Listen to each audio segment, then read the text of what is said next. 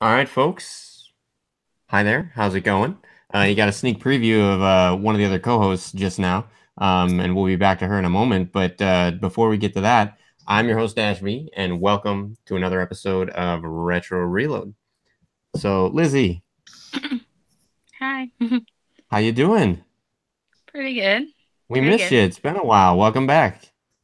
Thank you. Well, it's good to be back. Yeah, Such a we crazy day. It's freaking cold. Like, where is this cold coming from in Houston? Go away.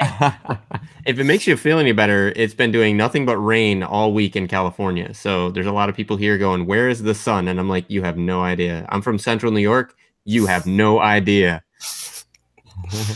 So we have another special guest today. Actually, we have Callus from Game Consolers. Want to say hey? Hey everyone, how's it going?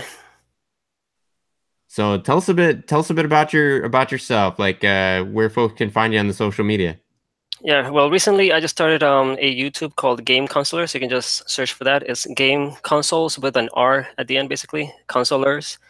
And you can also find me on Twitter at GConsolers. All right, excellent. You're also available on the Twitter that you just mentioned, right? Is at G Consolers. Yes, correct. And then they can also find you on the YouTube as you mentioned. So, folks, we'll be shouting that out a couple more times throughout the show. So, this is actually going to be a pretty special show, and the famous Hector G. Hey there. Um, the famous Hector G just logged into the live chat there. So, Hmm. Hector and anyone else that might be coming in, I'm going to say this a couple of times. This episode is going to be filled with spoilers. But the spoilers are for a game that's over 20 years old. So if you haven't played this game yet, when you hear it, the game is Legend of Zelda Link's Awakening. If you haven't played this game yet, log out now. Like, just close down the window, preferably close down the window and go play the game because the game is freaking amazing. Definitely it's a Um, must. yeah, but no apologies, right? And unashamedly, um, all of us have played the game. We're gonna be talking about it, sharing some of our favorite memories of the game, different aspects of it, and no holds barred. So we're gonna go beginning to end. So you've been warned. Hmm. There will be spoilers. Hmm. It's All very right. exciting.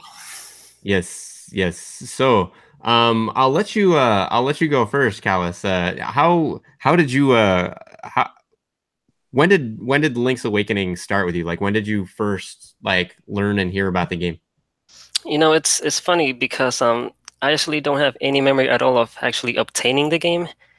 Um, my mom used to always bring me games, like every once in a while she'd bring me a game from a shop. I don't really go into stores that often. I didn't own any magazines, so I didn't know anything about Zelda until, I just had it in my collection just one day and I just loved it. I became a Zelda Nice. fan after Nice. that. Now, did you have the Game Boy? There were two versions of it, right? The game was so good. The game was so good they released it twice. They had the normal version. This cover has a Mm. bit of wear, but they had the Game Boy version that ran on this beauty right here. Yeah, Hmm. And then they actually came out with a DX version. Remember when there was that crossover where the Game Boy Color had like just come out and they had right. games that would work on either one? Yeah, I actually had Um, the regular version on that big old brick, the gray brick. But yeah, yeah, as soon as the DX version came out, like I just had to have it right away. I traded the other one in for the color version.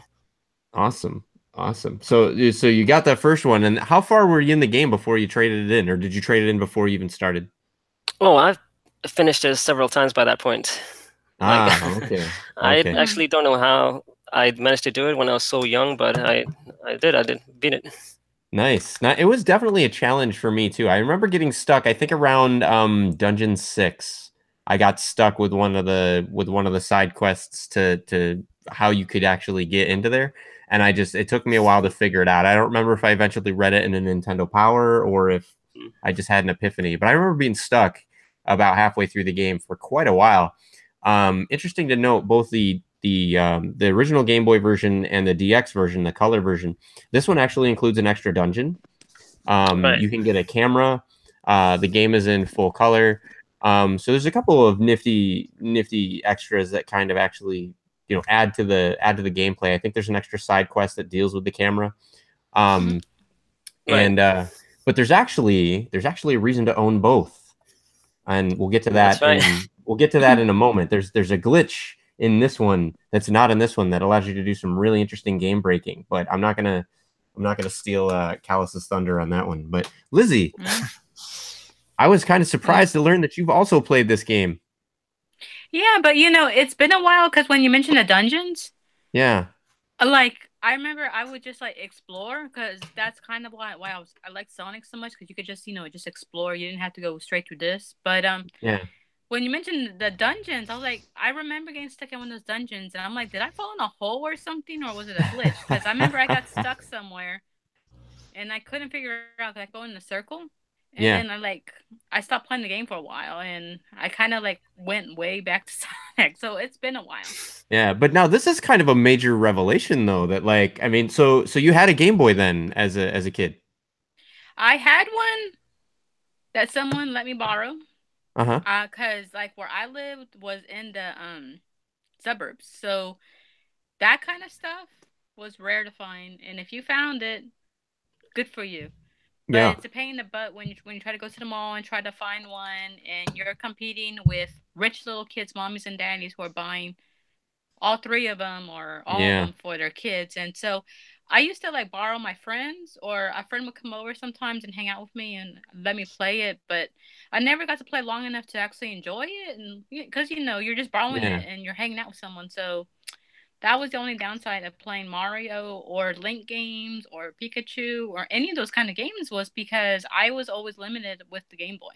Yeah. It was definitely difficult to get your hands on. I remember the Game Boy that I got, and I used to think for a while that this was like the first Game Boy that I had, but as it turns out, that's actually not true. This is actually the second Game Boy that I had, but it looks very similar. But my Game Boy that I got was before they started putting the little stickers down at the bottom. So that's how I know that this is not that same Game Boy because there's a little faded sticker on the bottom, and my first Game Boy did not have one.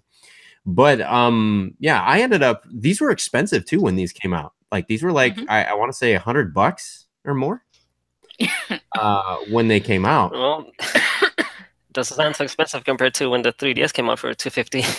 Oh, Hmm. right. But I just mean like at the time, right? Like at the time, Yeah, right? true. Like to get a because this is like a portable, and at the time, kids are the thought was that games were just for kids, right? So it's like you're gonna buy your kid a $100. I mean, this is before the advent of like $600 phones, right? The parents are getting for their kids, but Hmm. it was like, wait a minute, Right. I'm gonna buy you like this $100 thing, and then you're gonna take it to school, and then you're gonna get, and then on top of that, I'm gonna buy this $30 game, right? So it's kind of it was kind of I don't want to say a status symbol or whatever because it's not like driving a BMW or a Tesla or something, but still it was not everybody had these, just like not everybody Hmm. had a Nintendo, not everybody had a Game Boy, and let alone a Game Boy and a Nintendo. And so I actually did a lot of odd jobs for my grandmother, like cleaning out the pantry and like Hmm. mowing the lawn and things like that. And there's a lot of stuff that I did to kind of earn money to buy. A friend of mine at school was selling his and I'm still in touch with him actually to this day. He's on my Facebook friends list, but so he was selling his Game Boy with Tetris and with it was there's a tennis game and a baseball game and a carrying case, and he was selling the whole Hmm. thing, and I don't remember what it was for. I think he was selling it all for like $80, which was actually a hell of a deal. Hmm. And so I worked, got it. I have three younger sisters. And so the challenge was mom and dad weren't going to get any of us a Game Boy because they didn't want us to be arguing over it. And they weren't going to get, one of these for one of us and not for the others, and then have to listen to us fight over it. So I bought one in secret and then hid it for I think a good year or two. Like I mean, I was playing it like in secret. Like I'd be in my room, I'd be playing Game Boy or whatever, and so he come in, time for dinner, like stash the Game Boy like underneath, That's right, the hilarious. mattress, and then like yeah. Now I actually had to break protocol though and fess up to having it when I was broke and I heard and read in I didn't hear, I read in Nintendo Power about this new Legend of Zelda game coming up. And I had seen this other game, Link to the Past, right, for the Super Nintendo, and I envied all my friends that had a Super Nintendo, right? Because we kind of stopped at we had an Atari, and then one Christmas we got a Nintendo, and then years later the Super Nintendo comes out, and my dad at the time was just like, "There's always gonna be something better. Just learn to enjoy what you have, right?" And so I was like, "Wow, like this Legend of Zelda, the Link to the Past. I mean, like, take this, the spirit of this." Cram the essence of this into a cartridge this size and make it grayscale, and in my mind as a kid, like that's what this represented to me. It was like, wow, like this game looks like Super Nintendo quality. This is like the closest I'm gonna get to like a Super Nintendo quality game. Another That's pretty much what interesting, it is too, because Link's Awakening did come out 2 years after A Link to the Past. So the idea was to like, let's see if we can make A Link to the Past, in this portable. and I think they totally nailed it. I definitely think that they totally, even before the color version came out, I thought this was great. And then the sound, like when I broke protocol, right? I fessed up, said, hey, I've got a Game Boy, I'm willing to share it with my sisters, etc. Can I please have Zelda Link's Awakening for Christmas? And my parents said, give me that. And they put it up on the fridge, and they actually grounded me from it. It was like the first thing they did is they grounded me from it. Even though it's like, but I bought that. You can't take that. That's mine. And they're like, no. Like you hid it so long, avoiding the sharing, and now you're only sharing because you want something. So I lost it for a little bit. My sisters would get to play whenever they wanted to play it for a little bit.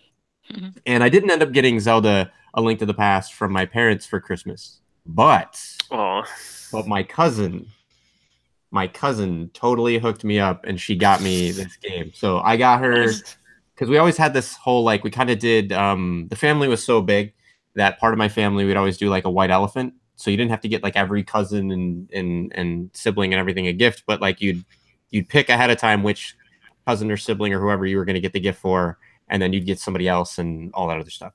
So I got her a couple, I think I got her 2 Mariah Carey CDs, and she got me Zelda Link's Awakening. So it worked out. So and then my sisters and I, because there were 4 of us, we commenced arguing over what we were going to do, because there's only 3 save slots. No. So so who was not going to get to play the game, right? Or who was going to share a save slot? That turned into another interesting thing. So, but back to something I mentioned before, Callus, tell us a bit about a technical glitch that's available in this guy, but not in this guy. Right, so the glitch, I actually didn't get to hear about it until after I got rid of it, so I really only got to try it a little bit through emulators. But basically, if you when you're walking from one side of the screen to the other, or I mean when you're switching from screen to screen, if you hit select at just the right moment, Link will actually appear on the other side of the screen. And this basically allows you to skip ahead to like areas where you're not supposed to be on ahead of time. To where, like, if there's a big hole that you needed to jump, or rock that you needed to lift that you don't have the item to yet, you can easily skip that. And I've been messing around with that glitch over the weekend, and it's actually a lot of fun. It's like seeing what you can do and places you can go ahead of time, and seeing what you can do to break the game. It's pretty fun. It's hilarious, the little things you can do. It's like a warp zone. It is like a warp zone, yeah, and it's very, very much like a warp zone. Lizzy, like you, I remember falling a ton in this game. I think we were talking about a bit about this offline, Callus, and I tried to look a bit more and see. Other than if we discount Legend of Zelda 2 for the NES, which is really a completely different kind of Zelda game from all the others. This is the first top-down view Zelda where you could jump, isn't it? It does, yes. I don't think you could jump in this game. No, definitely not. It's definitely So the first Zelda where jumping came in. yeah, and it was definitely so another game, a game that this very much reminded me of as I tried to get the hang of jumping in this, three-dimensional space, or like 2.5D, I guess, dimensional space, is it reminded me a lot of Gremlins 2, the new batch for the NES. Either of you ever play that? Lizzie's laughing. Did you play that one? I remember like when you go to the stores back in the day when they used to have the consoles for you to play with, they Yeah. had it in there to play that game. I didn't like that game too much. It was challenging to get the jumps right. That one was a bit more, it wasn't totally overhead. It was like this slanted overhead thing. And I could never quite, now I can do it because I'm a little bit older and I can kind of like, I can adjust my internal, coordination to the slant and everything. But as a kid, like, it was really difficult because you were used to things either being overhead or side scroller, and having this jump mechanic. So having this faux 2.5D thing where you're trying to jump in three-dimensional space, I missed so many jumps and fell so many times. And there were definitely even some dungeons where they used that mechanic where like you had to like fall to get to certain levels of the dungeon. So And they even and had I believe for Dungeon 7, like one of the boss battles is entirely in that 2D view, and you had to be really good at jumping by then. yeah. Yeah. So it was definitely interesting. It was also interesting. This is the first game that we ever saw Goombas in. Yeah, definitely the first Zelda where it opened up basically to other Nintendo universes. Yeah. Yeah. There's there's a tongue-in-cheek reference. Marin, her dad Taryn. You end up he's lost in the woods and you have to find him. And then you end up going through the woods and there's this squirrel that if you try to like bypass or raccoon, there's this raccoon that if you try to bypass the raccoon, you end up lost in the woods and you can't make it past him.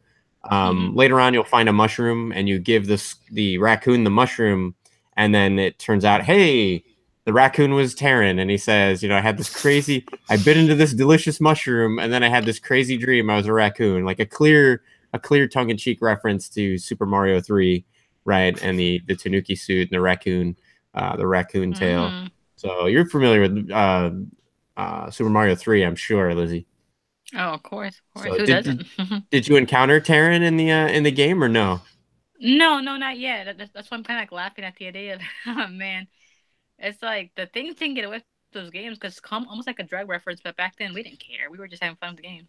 Oh yeah, and it didn't really, and that really is actually a good way to kind of just describe Zelda Link's Awakening. Like I played the original Legend of Zelda, the first one for the NES, and I beat it, both quests. I've played A Link to the Past. I actually played the Game Boy Advanced port of Link to the Past. Gotten all the way to the Dark World, gotten halfway through the Dark World, and I have to say, like, this is a good game. I'm not gonna talk any smack about this game, but I gotta say, and maybe it's purely nostalgia speaking, because I played this several years, like I think almost a decade and a half after playing this. This didn't have the same like fun factor as this. And I don't mean that the game wasn't fun and that it wasn't a good game, but like this game has a lot of fun stuff, like the tongue-in-cheek references to Mario 3, the Goombas, there's a dog that you take around called Bow Wow, right? And so it's the Which first is actually a chain jump from Mario also. right, it's a chain jump from Mario. Marin later on, the girl who the intro sequence to this I thought was just fantastic. Link is on a boat. It takes place after this game, right? It's supposed to be a direct sequel, yeah, but Yeah. who knows? So Link's on a boat, right? And he's out in the ocean or whatever. And Storm, comes out, strikes the boat, and you know, the next day, Link's body's on a beach, and this girl comes up, finds him, tries to wake him up. He won't wake up. She grabs him, right? And then, tries to like carry him off.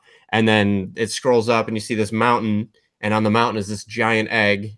And then, Legend of Zelda comes out and the sword goes through the thing and it busts into this really awesome, really 16-bit sounding chiptune rendition of the Zelda theme remixed from the SNES and the NES games, and I'm just like, wow, this is amazing. Like, I don't need a Super Nintendo. Like, this is Yeah, fantastic. I love the music. They did some actually amazing things with the sound chip from the Game Boy, and this Zelda has like some of my favorite tunes in all the Zeldas.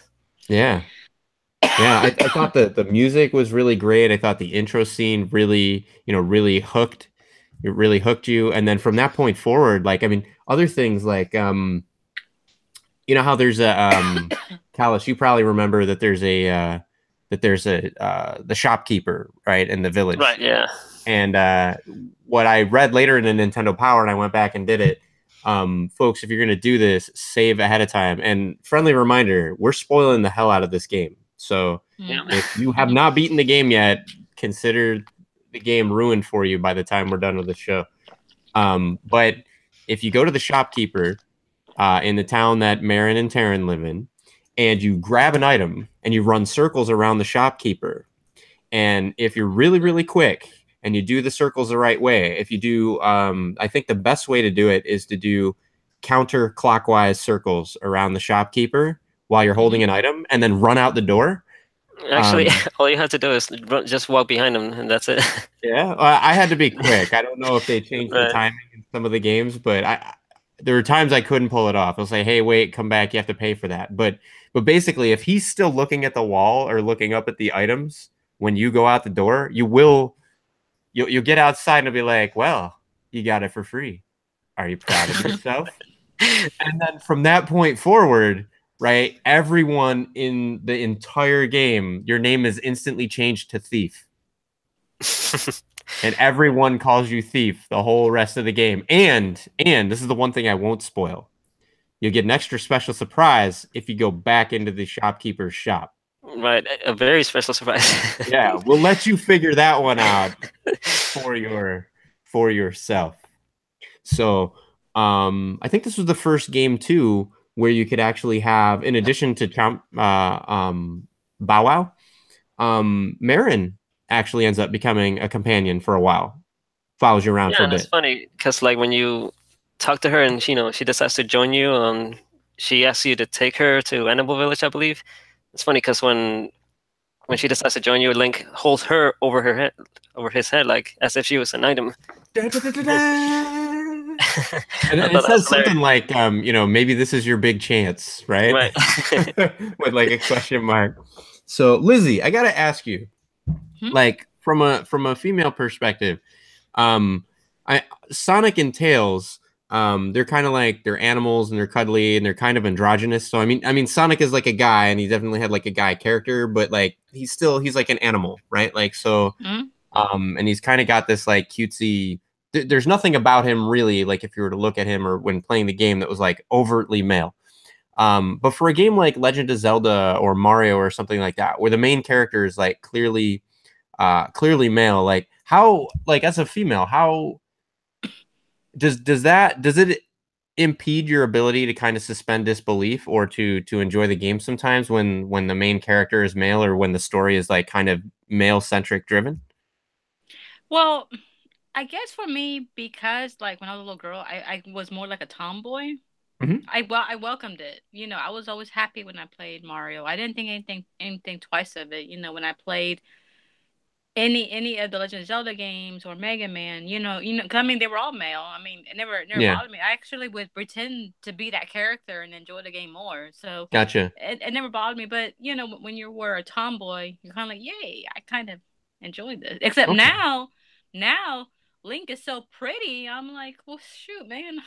I mean, look at the newest game. You're like, gosh, you're pretty. I know. I looked at Link a few times longer than I probably should have.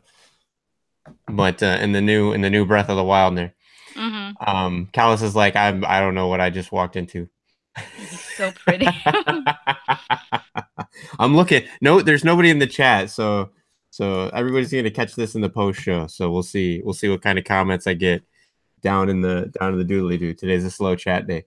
But yeah, that's kind of interesting because I've always wondered. I mean, I had, like I said, I had three sisters and they never really communicated issues. I mean, we all seem to like and enjoy Mario Brothers. We all seem to be able to enjoy Legend of Zelda in these games, but it never really occurred to me, all these games, having like predominantly male heroes, predominantly, the females oftentimes were like the whole like, you need to save or rescue this person, type of thing. So I was just kind of curious what the what the take was on that. So Well, your take is pretty interesting. well, I remember like when I was younger, I used to play, the first Mario game, and used to go through each castle. Mhm. You just wanted to punch Toad. Like, you know what? By the end of this, go save yourself, because I'm done. I'm gonna walk Yeah. away from this. Like I couldn't stand all those games that had the damsel in distress. You're like, Yeah. golly, you suck. You need to go figure it out. Now, did you play the USA version of Super Mario 2? The USA version, like the one that was a dream, Yeah. of course. So, and And then go I ahead. always played with Peach. I mean, with Toadstool, whatever her name was Yeah, back then. Princess Toadstool Peach. We will accept Peach. Judges will accept Peach. Well, the thing is that she was the best character to play with because like for her dress, she could float in the air and she would jump higher, sort of, Yeah. and like float. So it made jumps easier. Yeah. So I could easily beat that game, but it had to be with her. Yeah, I liked how in Breath of the Wild they kind of took a page out of that. Callus, what were have you played Breath of the Wild? I think you cut out. Are you still there? I'm sorry, can you hear me now? Yeah, yeah. Okay, there we go. Yes, I have played Breath of the Wild.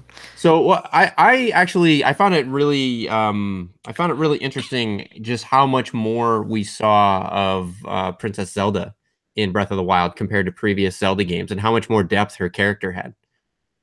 Yeah, they were definitely trying to like develop that character more. I mean, they sort of did that with Skyward Sword, but yeah, they definitely took that to new heights in Breath of the Wild. Yeah, it was kind of and I was a little bit and I certainly get why they do it, but I was a little bummed that they went the whole route of like, Link is quiet the entire way through. I was Definitely secretly hoping that they would let us play as Zelda family in the DLC, but right. I that was turned out too. to I be was that gonna way. say, yeah. I was. It almost felt at certain areas like there should have been like a Princess Zelda side mission or something like that. Where you're playing an old Hyrule or something like that.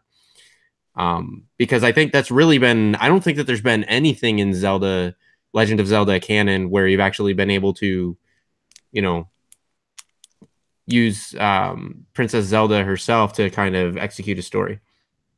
Yeah, I mean they're a little bit in Spirit Tracks, but that doesn't really count. Oh, Spirit Tracks? Yeah. Yeah, what happened in Spirit Tracks?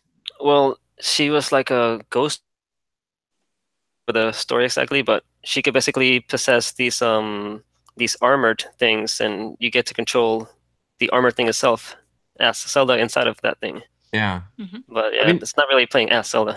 I get what you're saying. I mean, and now that I'm thinking about it, like, I mean, she hasn't even Mario Kart, right? Smash Brothers, like she really doesn't get any love outside of the Zelda franchise, right? Well, she is in Smash Brothers. She's in Smash Brothers? Yeah, Yeah, remember? she can turn to a Hmm. Sheik. Which one? Which one? Was she DLC? No, she was in Melee. From Melee Oh, I forward. didn't play it. Yeah, I didn't play Melee. That was the one I skipped. All right, wait, no, no, yeah, she was in Melee, and then in Brawl, she could transform from Zelda to Sheik. Oh, that's interesting. I'm gonna have to actually go back and check that out. She didn't make the cut for Mario Kart though. No, No, No. no. But one of She the things was that in I the Wii U thought, version. what was that? She wasn't in the Wii U one too, remember? In the Super Smash Brothers. She was in there too. Wow. Okay. I'm having You like didn't pay attention? I'm What? totally spacing on that. there's just too many characters. Like it's I'm hard to keep completely track of. spacing on that. Wow. Well, thank you both for keeping me honest there. So, Zelda though, I mean, speaking of the franchise and the size of it, I mean, if you wanted to play Zelda on the go, there certainly was no lack of options, right? The original Link's Awakening, then the color version of it, then proper Game Boy Color, right? Oracle of Ages and Oracle of Seasons, right? those were such weird games. So I actually haven't, for the same reason. Like I bought both these games. I still have the box, the manual, everything for them. Mm-hmm. I've started both these games. Here's the main issue that I had, because there's things that you can get in this one that affect this one. There's like a Mhm. suit and there's like an item and everything. I never really knew which was best to play first or which was intended to play first. So I never really ended up investing a serious amount of time in either. Like I'd play like for about a half an hour and then be like, what if I pick the wrong one? And then I'd play for half an hour and be like, what if I pick the wrong one? So today, I've never gone farther than half an hour in either of these games. Well, let me rest your worries because I can tell you that I did also buy both of those when they first came out, Yeah. and but I never got to finish them back then because I had the same worries.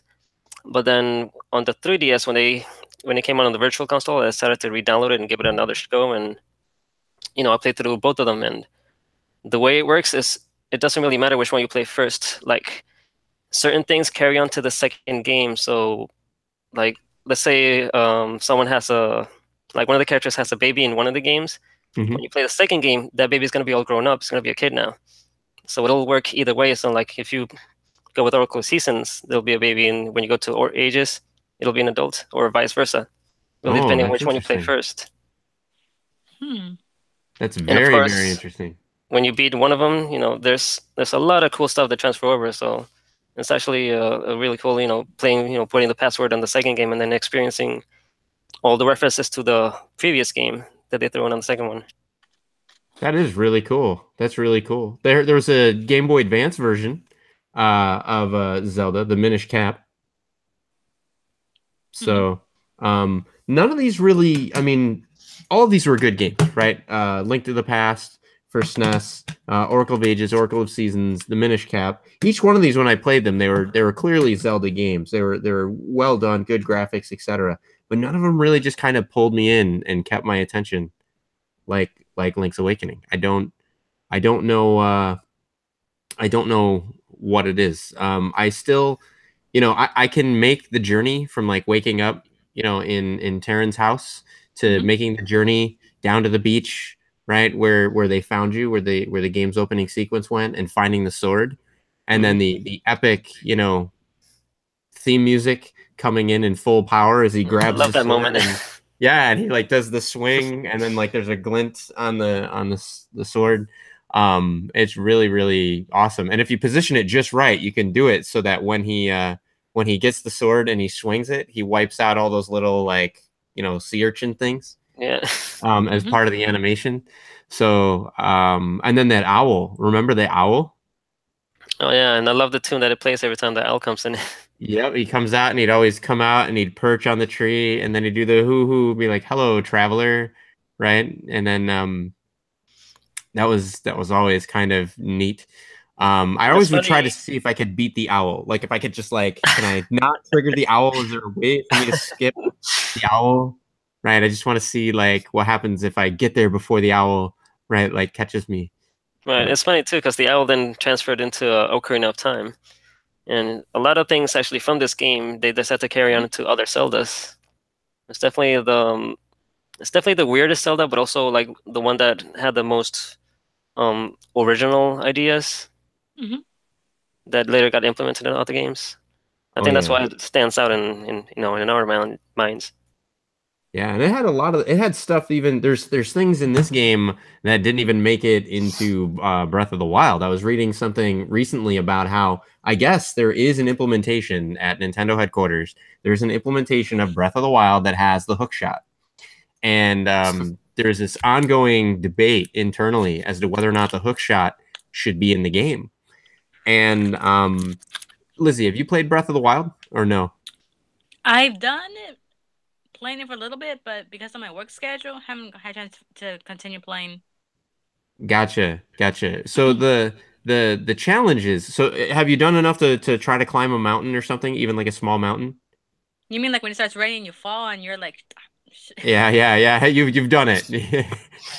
You've done it. So for that exact reason, I feel like the hook shot needed to be in the game. Like and like give it to us toward the very end, right? Like when I just want to roam around and like explore and I've already beaten all the dungeons or whatever, right? Like give me a hook shot and let me just kind of like travel all of Hyrule, right? Without having to like take 40 hours to climb a mountain, right? Like but they felt that it broke the mechanic. I guess the group at Nintendo that won out was the group that wants you to be stuck on a ledge 400 feet up in the air with 300 more feet to climb, waiting 30 minutes for the rain to pass so that you can finish climbing. Like that was their idea of like, I guess that's what I mean, like about fun, right? Like Legend of Zelda, the Breath of the Wild. I beat the entire game and still didn't know if I had enjoyed it or if it was a grind. And that to me was a problem. I mean, I like the graphics, I like the sound. It's definitely a Zelda game. I'm not going to say it wasn't canon or whatever, but there was a lot about the game that just really like it felt like it got in the way of me trying to enjoy the game, trying to enjoy the story, trying to enjoy the experience versus this. I got stuck during that one part. I think around Dungeon 6. But even then, like, I would constantly be thinking like, what haven't I tried? Where haven't I gone? Right. And they had this mechanic that they introduced in this game, right? Where you could tap the wall with your sword. In fact, I think they actually introduced it in the Super Nintendo version of Link to the Past, where you can tap the wall with your sword and it'll make a different noise if it's a place that you can drop a bomb. And I just thought that was right. Just so neat. So when I'd get stuck, that's one of the things I would do. And there's actually some dungeons that's the only way that you can complete the dungeon. You actually have to find like a hidden passageway to like blast through, and then you can get to the next section.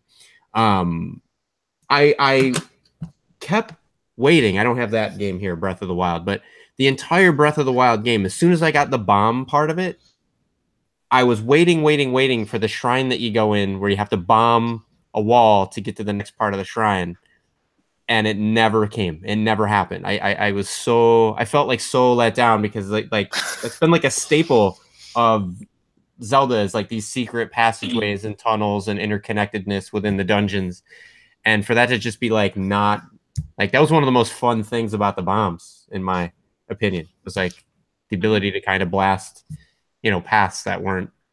Did you find any outside walls that you can like bomb? Because I do remember there's one, at least. Yeah, there's tons that you can kind of, but I guess I was kind of, the nostalgia in me kind of wanted to see something similar. And so, everything in Legend of Zelda just felt honed to perfection. Like swinging of the sword just felt right. The jumping was definitely probably the most challenging part of this. And not that the jumping is broken, but it was a style of perspective and gameplay that we hadn't really experienced in a Zelda game before. So I died a lot before I mastered the jumping. But once I did, I was really enjoying, that dynamic. I found it easier to block in this game with the shield than I had in any of the other previous games. So I really enjoyed that. The hook shot worked really well. If you didn't know the skip to the other side of the screen glitch, Callus just told us about. So yeah, it's funny because I used the jumping a lot more to dodge enemies than the actual shield. So it's funny, I felt the same way. Yeah, I did that too, using jumping to avoid the enemies and stuff. The phones, remember the phones? Oh yeah, the game for some reason has phone booths. Right. And there's only one guy on the phone the entire time, right? Like all the phone booths call the same guy. So they had I think it was Dr. Wright from SimCity, right? No, he's another character, but it's a weird name, the guy that's on the phone. But it's funny because if you actually go to his house and try to talk to him in person, he's like, right. It's an old grandpa sitting on a right. He's yeah. rocking chair, and he just goes grumble grumble, call me on the phone. You're totally right. Yeah, you're totally right. What I really loved is, so I went on a date night with my wife. I go on a lot of them, so it's not like I'm trying to remember the one date night, but there's one in particular. I want to say this was a couple years ago, and we go on a date night, and this is our first date night in like, a year or two, where we have the kid at home or with a sitter or whatever. I don't remember. And so we're at where was it? We were at I want to say Marie Callender's, but it's not. Cheesecake Factory. So we're at Cheesecake Factory, which is not like a super fancy place, but it's not like it's not a fast food place, right? Like you can drop a lot of cash there if you're not careful with what you order.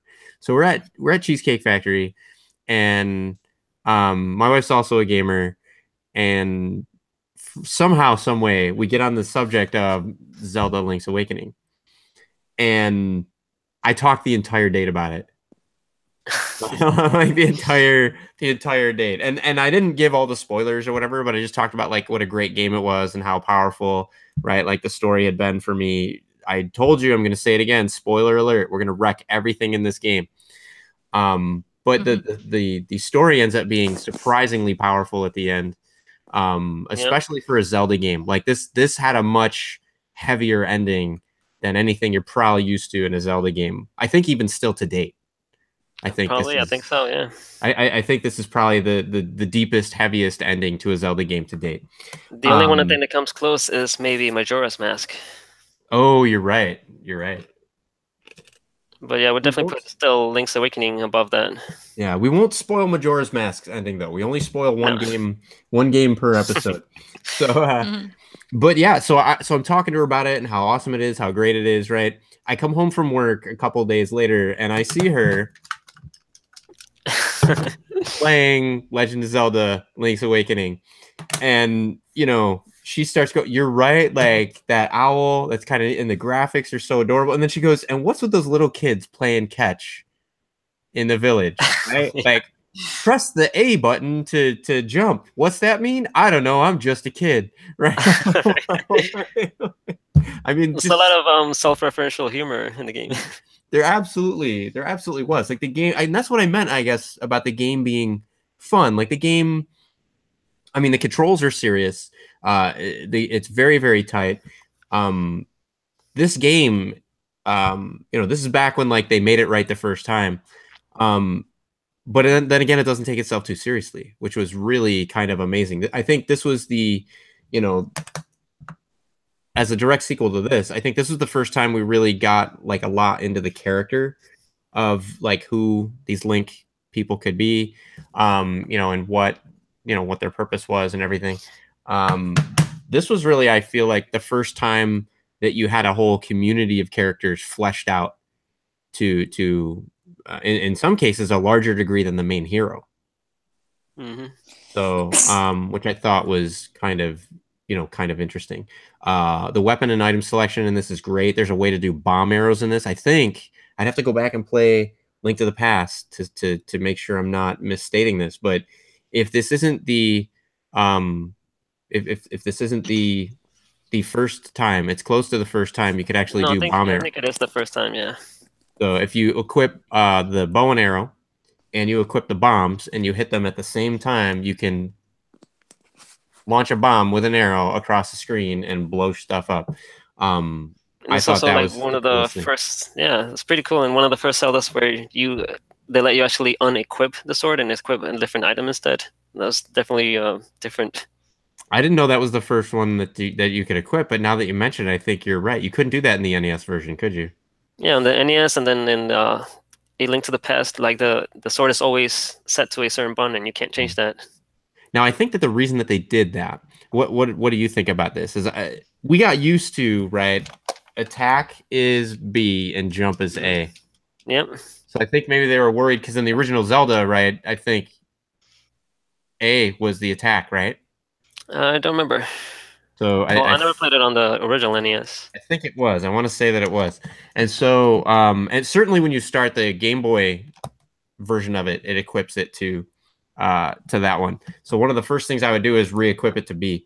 And I think they knew that like folks would want to do that. So, I mean, they thought of so much about the player and how they'd want to play.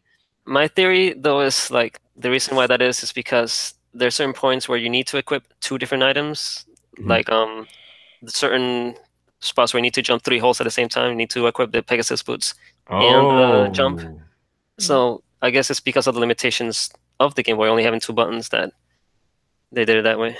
That's a really good point. Now, did you ever get the sword and the Pegasus boots and just like run through a field and cut down the grass? Yep. That was so awesome. You grab the sword and then Lizzie, did you do this? You grab the sword and you go into like one of the areas where there's like a bunch of bushes or grass or whatever, and you just swing the sword.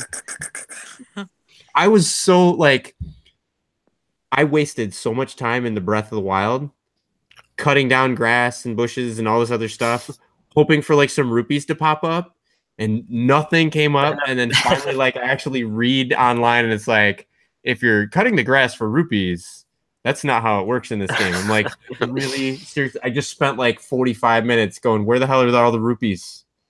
No, you can only find bugs and other such things. Right. I had to find a cricket and sell a cricket. Hey, Phaserco is in the chat. Phaserco, heads up, we're talking about Legend of Zelda: Link's Awakening, and we're spoiling the hell out of the game. So if you haven't beaten the game, spoiler alert.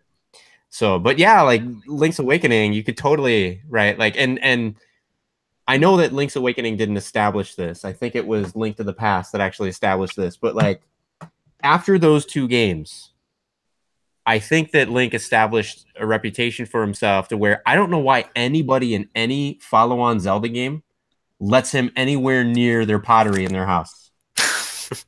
Right? Just picking up the pots. And then they even give you like a power bracelet, right? So you can pick up these giant pots. Let me smash bigger pots. Yep. Right? Like that's just rude, Link. Like where the hell who raised you, right? You work for the princess? And doesn't Marin say something about it too? If she's following you around and you start going to people's houses like that? Oh, she does. Actually, you're right. Actually, I don't remember the exact dialogue, but she does have something to say. If you sing, I think she's like, "Ah, Link, you're a bad boy," or something like that. Like, yeah. And then another Easter egg. If you take Marin to the shop, there's a crane shop, and I don't know if you played the crane game, Lizzie, in the shop there.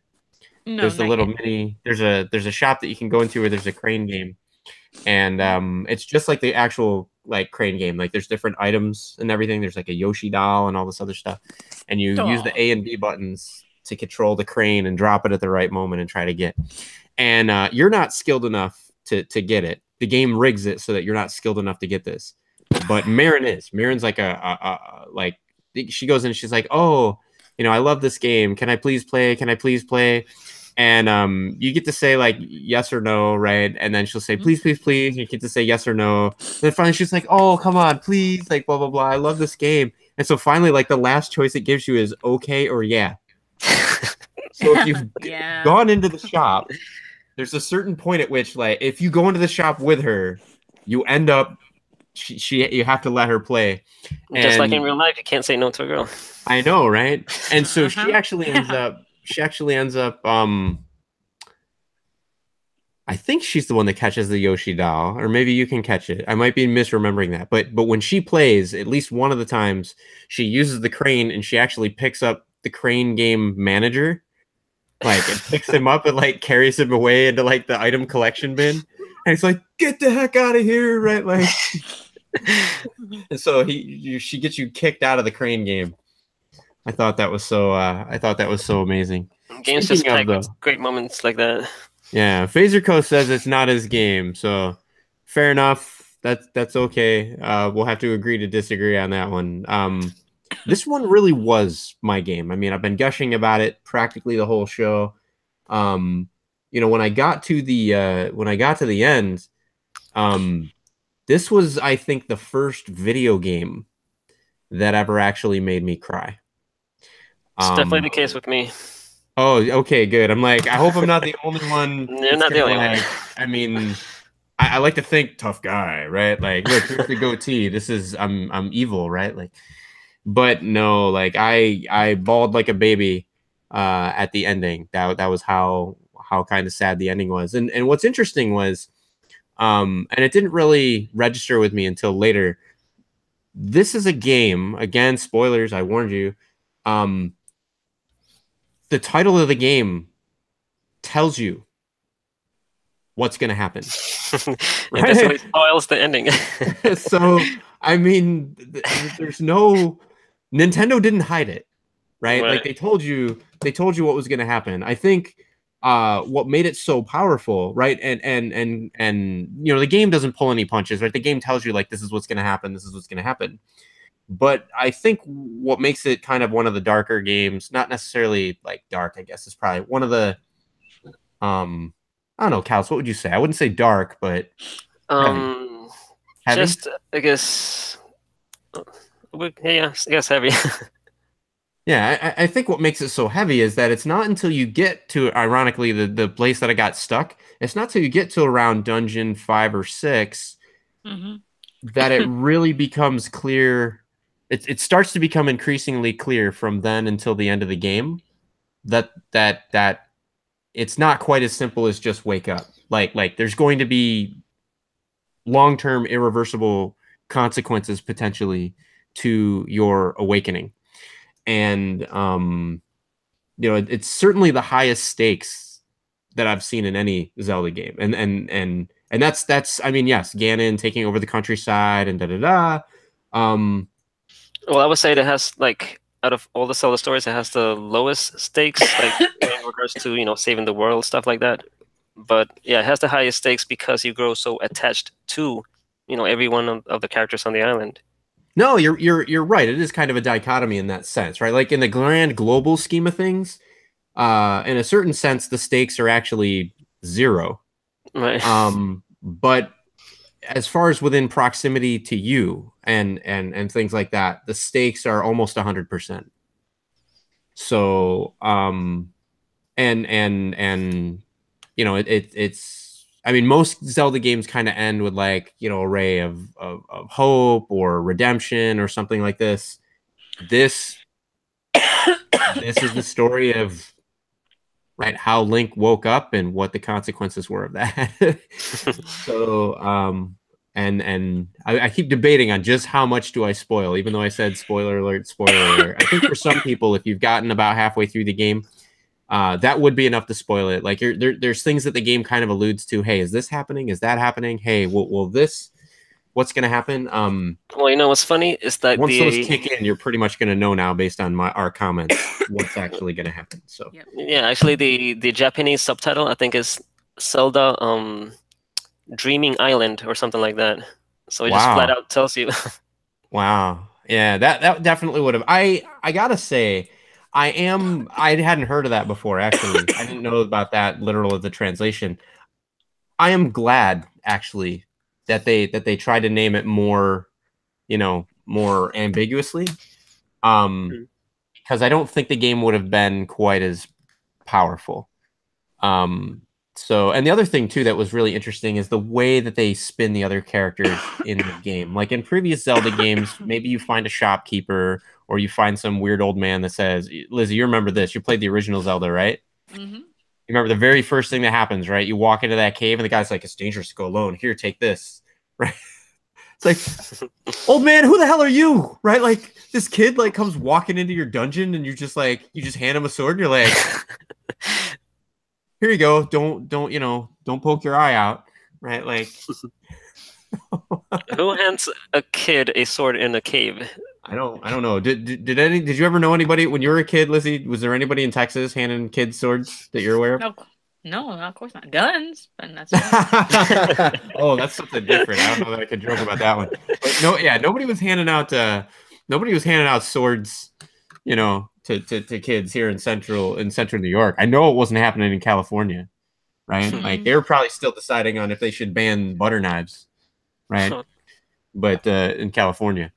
But anyway, yeah, it was interesting in this game, I thought, because the characters that you meet, I mean, they really weave these folks together, right? Like you'll meet this guy and his wife, and they're talking about how, they got these babies and the babies are always hungry. And the guy, talks about how like, hey, I got this job, like cutting wood in the mountains and blah, blah, blah. Maybe I'll see you around.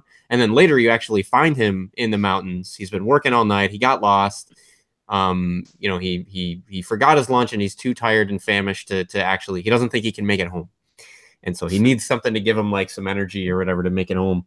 And you end up having to find this pineapple. It's actually very involved, right? The whole game is this chain of fetch quests, basically. It starts with I think it The starts with Yoshi dog doll. food for the dog, right? Well, the Yoshi doll I think is the first thing that you need to get that's to start the chain from the crane game. Ah, okay, you might be right. Yeah, and then the doll is for the baby, and then I think you get a bow tie, I think so. and the bow tie's for the dog, and then the dog gives you dog food, Which is dumb. and The then alligator gets the dog food. yeah, you give the alligator the dog food, and what's the alligator He give you? gives you bananas, I think. He gives you bananas. You give the bananas to the monkey that you see. Like, Callus, was I the only one that I tried everything with that damn tree? I tried jumping at the tree. I tried Yeah. like hitting the tree with the sword. I tried bombing the tree. Maybe I bomb him out of the thing. Like, I spent so much time trying to figure out like what the hell am I supposed to do with this monkey? Right. And then later Right. on you finally find like bananas and you're like, oh, okay, right. And then you give him the bananas. And what's interesting too is that like that whole fetch quest, you think it's just side quest, but it turns out that's part of the main game. Like you need to do all this. It's mandatory to be able to figure out Oh how yeah. to beat the very final. I guess would you call it a dungeon or? Yeah.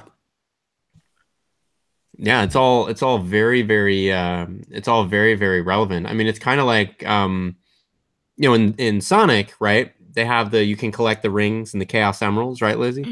Mm-hmm. But um but I think at the most, like in some of the games, if you collect all the emeralds, right, you can become supersonic after a certain number of rings. Mm-hmm. And you also unlock like a different ending or extra part to the ending. Yes. Um, but there wasn't. I can't think of any. Did any of the Sonic games ever have a sequence of like you have to collect this in order to get to a particular area? No, Sega was never that smart. They never thought about those kind of things. I couldn't remember. I couldn't remember anything like that, but I wasn't sure if that was just my old man memory getting faulty, or so I figured I'd Oh ask the no! authority Oh on that. oh no! Oh no! Because like if you don't get all the emeralds, you get that that blue Sonic ending where he's Yeah, like, "Hey, good job." But if you get all the emeralds, then you get the Super Sonic ending, and that's it. But never. Oh, you have to do this or else. It's like, nah, Sega wasn't that smart. actually, maybe Tom and Al were smarter than we give them credit for because I don't remember Zelda. I don't remember the Zelda franchise sending us on a real life fetch quest to get two games and shove them together and then put them in the console in order to play a character from game A into game B. I mean, they sent us all off on a real life fetch quest for Sonic and Knuckles, right? So we could play with lock on technology. Yeah, but like what I remember reading about that is that kind of like Sonic 2, Sonic 3 wasn't done, so they were like, "Oh shit, okay, well let's just get this part done." And then they figured out Sonic and Knuckles, "Hey, we can stick them together." And Yeah, that was their plan because yeah. they were trying to make it for Sonic 2. So, No, I definitely remember hearing something about that. But so I guess like no fetch quests in their game, but they sent us on a fetch quest in real life, I guess, to make up for it. But yeah, so then you got the bananas for the monkey, and then the monkey gave you a pineapple, and you gave the pineapple to the guy in the mountains.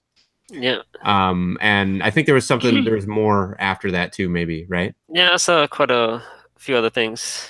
So My but memory's a little bit fuzzy on the rest of it.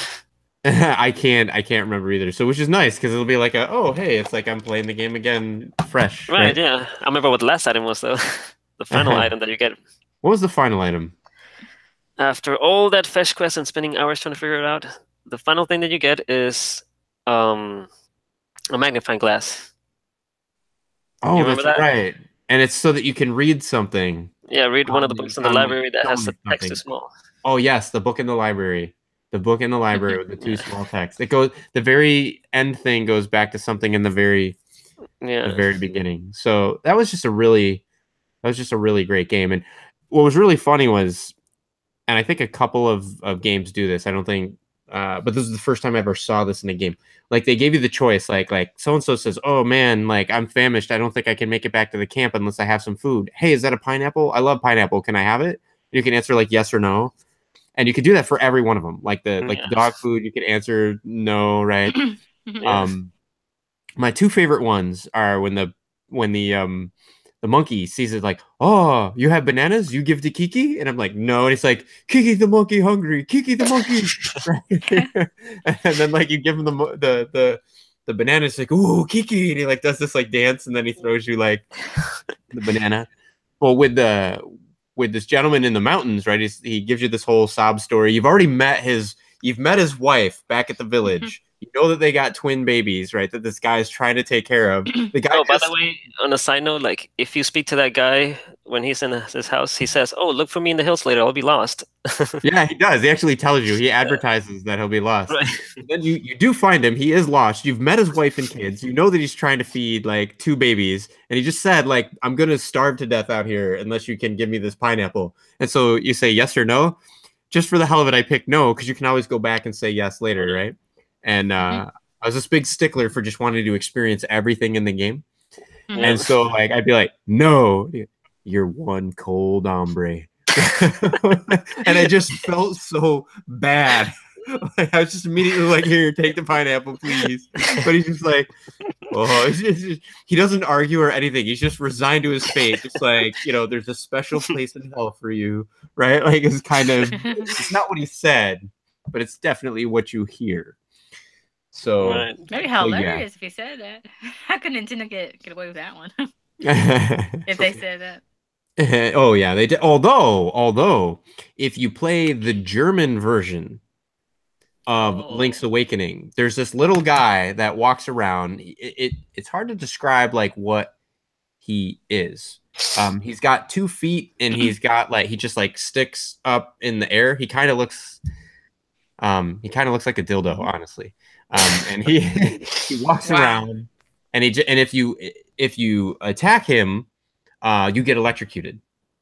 And there's not really any reason for him to be there. He doesn't serve any purpose. There's no side quest. I spent so much time trying all different kinds of stuff, right? Like jump over him, offer him items, like all this stuff, bomb him. Like nothing really kind of worked. And then, if you sprinkle there's a witch's hut, and there's like sprinkly powder. The powder, yeah. And if you sprinkle the powder on him, in all versions of the game, he'll say these different things. Like in the American version of the game, he starts saying all these random quotes about the Super FX chip, right? He'll say like, it can display millions of colors, or like the Super FX gives it 3D powers, and all this other stuff. Well, in the German version of the game, one of the quips that he says is never without a condom. Somehow that got past Nintendo QA in Germany. It's like, oh my goodness. So clearly I'm not the only person that thought this guy just looked like a walking dildo. But, and what about the story with the painter and the hippo? Oh yeah, did you hear about that one already, or you heard about that one from me? I heard about it from you. So yes, so in the Japanese version of it, she's actually topless. So the gentleman is doing a I can't remember if you look at the cutting room floor. So anybody that's not familiar with the cutting room floor, you can go ahead and Google it. It's an archive of a whole bunch of Easter eggs, hidden things. These people actually disassemble the ROMs and go through all the tiles and everything. And these folks will find stuff in the game, just by pouring through the assembly and pouring through the tile sets. And then they'll figure out, if possible, how to get access to some of this stuff if it's still there through Game Genie and all this other stuff. So in the American version, they totally censored it and edited it. But there's a hippo in the animal village that's getting painted, and in the American version, she's all covered up and everything. But in the Japanese version, she's getting painted topless. So they were a little bit more allowing of of that. So wait. Who's getting painted topless? The hippo? A hippo. There's a hippo getting painted topless in the animal village. And it's an anthropomorphic hippo too, so it's kind of like a humanized like hippo, right? Like it like in the animal village, all the animals are kind of like they walk, they talk, they sing. And you're supposed to get married to the animal village because the animals love to hear Marin sing. And there's actually a part of the game that's blocked off with these animals that won't. I think there's a giant walrus or something in your way. Something like that. And you have to bring Marin over to come, and she sings to the walrus, and the walrus goes like all gaga and ends up like doing like a barrel roll into the water, and then you can move on. And at that point, she goes to the village and is singing. And when you actually walk into the village, she's just sitting there singing, and all the animals are just completely mesmerized by Marin. So I get mesmerized too by that song. I have to too. I mean, you know, the graphics, say what you want about the graphics, but I have to say, I think Marin was my first video game girl crush. Like, honestly, like I really think you know, the scene where he's, you know, Link is sitting with her on the beach and they're having this conversation, and she's talking about how she wants to see the world, and she wants to, you know, she wants to sing and all this stuff, and like she sees the happiness that singing in the animal village brings them, and she just wants to go everywhere and sing and make everyone happy. And it just makes the ending to this game all the more gut-wrenching, especially if you don't collect all the seashells. Collect all the seashells. It says when you collect it, hey, if you collect enough of these, something good is bound to happen. It's not shitting you. Collect the seashells. The game is a little less sad if you collect all the seashells. And also a good hint to point out is like if you're walking around, when you're walking around Bow Wow, if you go to a screen where there's a seashell hidden underneath where you can like dig one up, like Bow Wow will let you know. He'll say something like, you know, smells like there's something nearby or something like that. So, really? Yeah. I did not know that, actually. That's pretty cool. Now the only downer obviously is that, you know, Bow Wow you can only have with you for a portion of the game. Unless you use the glitch. Unless you use the glitch. So that's what I've been doing like the past 2 days. So here's a question for you. Interesting bit of trivia, and we're getting it close to time, so we'll be winding up here shortly. But does the Bow Wow finding the seashells work in areas that Bow Wow was not supposed to be able to get into? It does, actually. Wow. I found it does.